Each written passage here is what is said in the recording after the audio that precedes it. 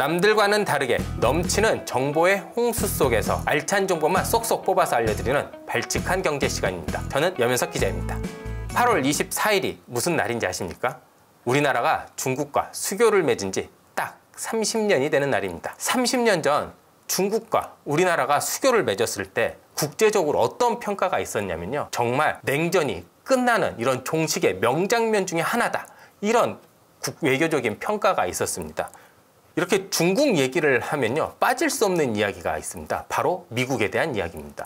중국과 미국이 요즘 패권 전쟁을 하잖아요. 이게 뭐 경제적이든 외교, 안보적이든 군사적이든 여러 측면의 다양한 나비 효과를 불러오고 있는데요. 요거에 대해서 한번 집중적으로 살펴보는 시간을 마련했습니다. 바로 무역 협정의 패권 싸움이 우리에게 어떤 영향을 미치고 있는지 한번 알아보려고 합니다. 제가 서두에 말씀드린 것처럼 중국과의 무역 수교가 30년이 지났습니다. 그렇다면 먼저 이 30년 동안 어떤 일이 있었는지 한번 간략하게 살펴보고 이야기 이어가도록 하겠습니다.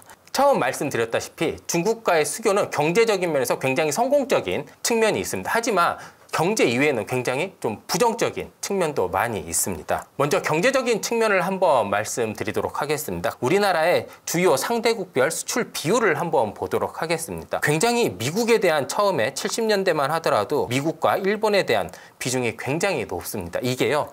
수교를 맺은 91년부터 확 달라집니다. 중국의 비중이 굉장히 높아지죠. 그 다음 수입 비중도 한번 보도록 하겠습니다. 수입 비중 역시 똑같습니다. 여기 보면 수입 같은 경우에도 미국과 일본의 비중이 굉장히 높은데요. 91년 이후 중국과의 수입 비중도 굉장히 높습니다. 우리나라와 중국이 수교를 맺을 당시만 하더라도요. 교역액은 63억 7천만 달러였습니다.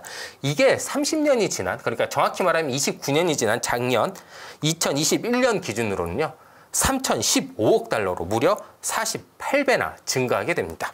자, 그리고 중국은 이런 모든 교역, 그러니까 수출액 비중이 우리나라 전체 무역액의 25%나 차지하는 제1의 무역 교역국으로 크게 됩니다. 그런데 우리나라가 이렇게 경제적인 측면에서는 굉장히 중국과의 성공적인 성과를 나타냈는데요. 경제 이외의 측면은 어떻게 됐는지 한번 살펴보도록 하겠습니다. 이렇게 경제적인 협력 관계가 이렇게 커지면 당연히 정치, 외교 여러 분야에서도 협력을 강화하게 됩니다. 가장 큰 예로 2008년에 우리나라와 중국은 전략적 협력 동반자 관계라는 것을 맺게 됩니다. 이 의미가 한중 관계를 지금까지 이런 경제적인 이런 거에만 국한하지 말고 경제 이외에 더 협력할 수 있는 여러 가지를 찾아보자 라고 해서 맺은 겁니다. 그런데 되게 이상한 일이요. 2008년 이렇게 전략적 협력 관계를 맺은 이후로요. 한중 관계는 더 이상 진전하지 못합니다.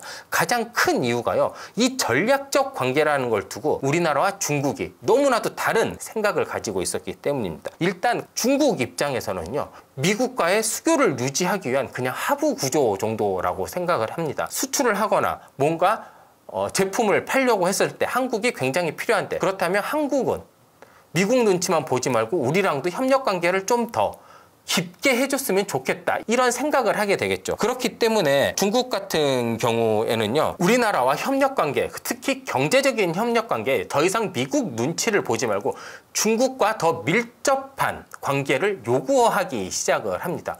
하지만 우리나라는 그렇지 않죠. 우리나라는 전략적 관계를 어떻게 생각했냐면요. 진짜 말 그대로 경제 이외의 것, 경제보다 더 큰 것들을 생각을 하게 됩니다. 예를 들어 북핵 문제라든지 안보적이라든지 이렇게 경제보다 더 큰 거를 생각을 하게 됩니다. 하지만 중국은 사실상 모른 척 했죠. 그렇기 때문에 경제 이외의 것, 정치, 문화, 안보 이런 거에 대해서는 진전이 더딜 수밖에 없죠. 정말 이런 동상이몽의 차이가 너무 컸기 때문에 이렇게 관계 발전이 생각보다 힘들어진 겁니다. 그런데 이런 게요. 최근 들어와서 더욱더 심해집니다. 예를 들면 중국몽 그리고 1대1로를 내세우면서 이제 더욱더 관계는 소원하게 되는 거죠. 그리고 이거의 시발점은 뭡니까? 바로 중국이 2001년 WTO 가입 이후 엄청나게 급성장을 하고 2008년 리먼 브러더스 사태 이후 미국의 위상이 예전만 못해지면서 중국이 이제는 미국과 대등한 관계, 그 한마디로 패권 전쟁에 본격적으로 이제 시작을 하게 되면서 모든 게 불거지게 되죠. 그리고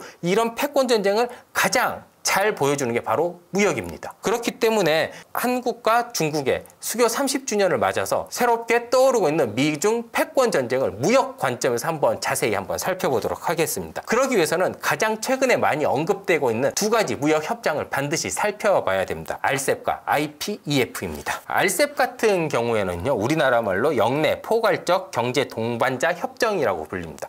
중국이 주도해서 만들어졌고요. 가입국 같은 경우에 우리나라와 중국, 일본, 호주, 뉴질랜드 그리고 아세안 10개국이 참여를 했습니다. 내용은 단순합니다. 다자간 FTA 협정이라고 보시면 됩니다. 그러니까 딱 경제적인 거에 한정이 되어 있죠. 자, 그리고 IPEF를 한번 또 설명을 해보도록 하겠습니다. 우리나라 말로는 인도 태평양 경제 프레임워크라는 뜻입니다. 이건 미국이 주도해서 만들었고요. 굉장히 빨리 발족이 됐습니다. 바이든 대통령이요, 작년 11월 IPEF에 대한 아이디어를 제공을 했고 올해 5월, 그러니까 거의 6개월, 7개월 만에 후다닥 발족을 하게 된 겁니다. 가입국은 미국, 일본, 인도, 우리나라, 호주, 인도네시아, 태국, 필리핀, 말레이시아, 베트남, 싱가포르, 뉴질랜드, 브루나이 등입니다. 이게 내용이 FTA 개념을 넘어섰습니다. 경제적인 거 넘어서 경제 이상의 것을 우리가 같은 경제 협력국으로서 한번 만들어 가보자라는 거죠. 왜 이런 거를 만들었을까요? 지금 산업이 어떻게 변화하고 있는지 한번 살펴보면 그 답은 나옵니다. 지금 탄소 중립이다, 여러 가지 경제적으로 이슈들이 많잖아요. 탄소 중립을 위해서는요, 에너지도 바꿔야 되고 여러 산업 구조 자체를 바꿔야 됩니다. 그러면 어떤 게 필요할까요? 이 산업을 어떻게 이끌어 갈 건지 그런 패러다임을 선점을 해야 되는데 미국 혼자 될까요? 물론 할 수는 있겠죠. 그런데 여러 나라들이 동조를 해주면 어떨까요? 예를 들어 미국이 제시한 그런 패러다임에 여러 나라들이 따라준다면 그게 글로벌한 표준이 될 거고, 그렇다면 미국과 반대편에 있는 사람들은 더욱더 도태하게 되는 이런 조금 더 큰 차원의 이런 경제 협력 프로그램이라고 보시면 됩니다. 그런데 비슷하면서도 다른 부분이 조금 보입니다. 바로 가입국입니다. 여기 RCEP 가입국을 보면요, 이렇게 중국을 중심으로 이렇게 옆으로 이렇게 포위되는 게 있습니다. 그렇기 때문에 이게 모든 물자나 수출을 할 때 이게 다자간 FTA이기 때문에 중국을 통해서 가기가 매우 유리한 구조입니다. 근데 여기에서 IPEF에 없는 나라가 있습니다. 바로 인도입니다. 인도가 어떤 나라입니까? 세계 2위의 인구 대국입니다. 인도는 이렇게 많은 인구를 통해서 내수해서 규모의 경제를 이룰 수 있습니다. 그리고 이 규모의 경제를 통해서 만들어진 경쟁력을 바탕으로요, 또 수출 경쟁력으로도 이어질 수 있습니다. 이게 바로 중국이 제1의 제조업 대국이 된 가장 기본적인 원리거든요. 인도도 이렇게 할 수 있는 겁니다. 그렇다면 인도 입장에서는 어떤 생각이 들까요? 왜 굳이 중국이 유리한 이런 RCEP에 왜 굳이 내가 들어가야 돼? 라는 생각을 하지 않을까요? 우리도 이런 RCEP 같은 거 만들 수 있어 라고 생각을 하겠죠. 그렇기 때문에 굳이 인도는 들어갈 필요가 없는 겁니다. 그러면 이제 IPEF 참여국들을 한번 보겠습니다. 그런데 IPEF에는요, 아세안 10개국이 다 참여하지 않았습니다. 미얀마, 라오스, 캄보디아가 빠졌는데요. 이 세 나라의 공통점이 뭘까요? 바로 정치적으로 매우 불안정한 상황이고 미국과의 정치적이라든지 이런 사회적 가치관이 잘 맞지 않는 나라입니다. 왜냐하면 IPEF 같은 경우에는 이런 경제적인 협력을 넘어서 아까 제가 말씀드린 것 같이 미래 산업에 대한 국제 표준도 만들고요, 공급망도 회복을 하려면 서로 신뢰가 있어야 되고, 그 신뢰는 정치 안보적인 이런 더욱더 밀접한 관계를 맺는 것에 대해서 시작을 하거든요. 그렇게 이런 경제, 안보, 정치적인 협력을 동시에 이루어야 되는 IPEF의 특성상 불안한 나라들이나 가치관이 맞지 않는 나라는 사실상 참여가 좀 힘들겠죠. 그렇기 때문에 아세안에서 이런 세계 국가도 조금 빠지게 된 원인인 것 같습니다. 근데 우리가 미중 패권 전쟁이다, 미국 무역 전쟁이다, 이런 얘기를 하면 항상 빠지지 않는 나라가 하나 있습니다. 그 나라가 어디일까요? 바로 대만입니다. 대만 같은 경우에 요즘 굉장히 시끄럽죠. 근데 왜 미국이 왜 대만을 IPEF에 넣지 않았을까요? 크게 이유는 두 가지입니다. 일단 대만은 국제법상 국가가 아닙니다. 예전에 중국이 유엔에 가입하게 되면서 중화민국이라고 불리던 이제 대만이 자동 탈퇴를 했거든요. 그리고 그때 미국이나 국제사회가 인정해준 게 이제 하나의 중국이다 해서 이제 중국을 정식 국가로 인정을 하면 대만이 정식 국가가 되지 않은 겁니다. 여기에 한 가지 더 숨은 이유가 있습니다. 대만 내에도요, 친중 세력들이 있습니다. 이런 친중 세력들이요, 사실 이렇게 IPEF는 첨단 산업에 대한 서로의 국제 협력을 강화하는 거잖아요. 근데 대만 내 친중 세력이 미국이나 동맹국들의 이런 첨단 산업 기술을 뭐 중국으로 빼간다든지 이런 우려가 있잖아요. 그렇기 때문에 사실상 대만의 가입을 거부했다라고 합니다. 근데 우리가 이렇게 RCEP과 IPEF라는 무역 협정을 항상 얘기를 할 때 꼭 나오는 무역 협정이 하나 더 있습니다. 바로 CPTPP입니다. 이 CPTPP는요, 일본이 주도하고 있는 나라입니다. 이렇게 굵직굵직한 다자간 FTA 중에 다 중국도 하고 미국도 하고 일본도 하고 있는데, 일본의 CPTPP는 조금 재밌는 뒷이야기들이 좀 많이 있습니다. 그리고요, CPTPP가 어떻게 보면 RCEP과 IPEF를 만든 이런 전신이라고도 볼 수 있거든요. 그렇기 때문에 잠깐 요 셋의 이런 상관관계를 한번 알아보도록 하겠습니다. CPTPP는요, 사실 오바마 전 대통령이 내세운 겁니다. 당시에 우리는 TPP라는 이름으로 많이 들어봤을 겁니다. 환태평양 경제 동반자 협정입니다. 참여국, 그 다음에 인구수, 그리고 그 참여한 나라들의 GDP, 그리고 우리나라의 교육 규모, 이렇게가 다 정리가 되어 있는데요. IPEF랑 RCEP은 우리나라가 참여가 되어 있고, CPTPP는 지금 현재 참여를 하고 있지 않습니다. 자, 근데 CPTPP가 아까 제가 말씀드린 것처럼 오바마 대통령 때 TPP라는 이름으로 먼저 만들어졌었다고 했잖아요. 이때 당시 오바마 대통령이 TPP를 띄운 이유가 그때도 중국을 견제하기 위해서인 겁니다. 오바마 대통령이요, 공식 석상에서 중국 같은 나라한테 세계 리더의 지위국을 부여할 수 없다. 그렇기 때문에 우리는 TPP를 해야 된다. 얘기를 하기도 했습니다. 공식적으로 이때부터 중국을 본격적으로 이제 견제를 하기 시작한 건데요. 그런데 왜 우리나라는 이때 TPP에 가입을 하지 않았을까요? 사실 우리나라도 가입 여부를 굉장히 고심을 하다가 때를 놓친 게 있습니다. 왜냐하면 2012년, 2013년 이때만 보더라도요, 우리나라가 중국과의 무역 규모가 급속도로 늘어나는 시기입니다. 2008년부터 보면요, 수출 비중이 거의 지금 25%, 30%에 육박하는 수출 비중을 갖습니다. 우리나라의 수출의 3분의 1이나 차지하는 중국의 심기를 건드는 게 맞는 건가? 전통적인 우방인 미국에 협력을 해야 될까? 이렇게 고민하다가 때를 놓칩니다. 우리나라가 이제 이것저것 생각하다가 가입 못한 TPP가 갑자기 오바마 대통령에서 트럼프 대통령으로 바뀌면서 미국이 탈퇴를 해버립니다. 트럼프 대통령은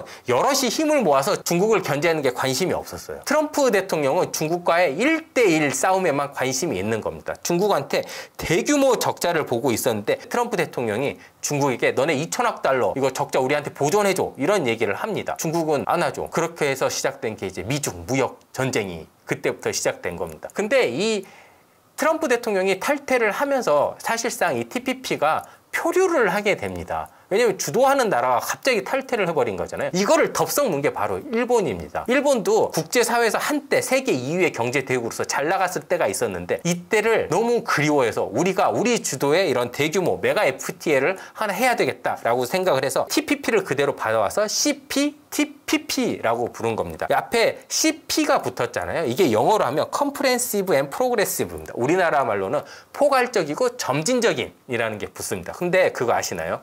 이렇게 CP가 붙잖아요. 그러면 외교 문서에서는요, 이게 그냥 잠정적인 거랍니다.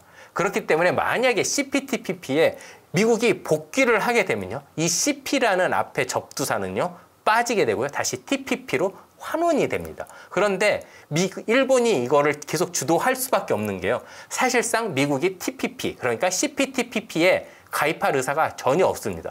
왜냐? 더 협력 관계가 넓은 IPEF를 띄웠는데 굳이 TPP에 가입할 필요가 없는 거죠. 그렇기 때문에 일본은 이 CPTPP를 활성화하기 위해요, 중국도 들어와라, 대만도 들어와라, 영국도 들어와라, 인도도 들어와라, 다 들어오라고 합니다. 그러면 미국 입장에서는 좀 어떨까요? 애써서 중국을 견제하려고 IPEF도 만들고 이런 TPP도 만들었다 지금은 빠졌지만, 일본이 이렇게 싹 다 자기가 하려고 넓히는 걸 과연 좋게 볼지, 그리고 CPTPP가 제대로 굴러갈지, 이건 좀 의문이긴 합니다. 근데 잘 생각해 보면 중국과 미국의 무역전쟁, 패권전쟁은요, TPP를 거쳐 RCEP, 그리고 IPEF까지 이렇게 확전이 되고 있는 모양새입니다. 그리고 이 주도 국가들이요, 미국과 중국이잖아요. G2로 불리우고요. 미국과 중국은 우리나라 경제, 안보랑 뗄래야 뗄 수가 없는 굉장히 밀접한 관계에 있는 나라들입니다. 그리고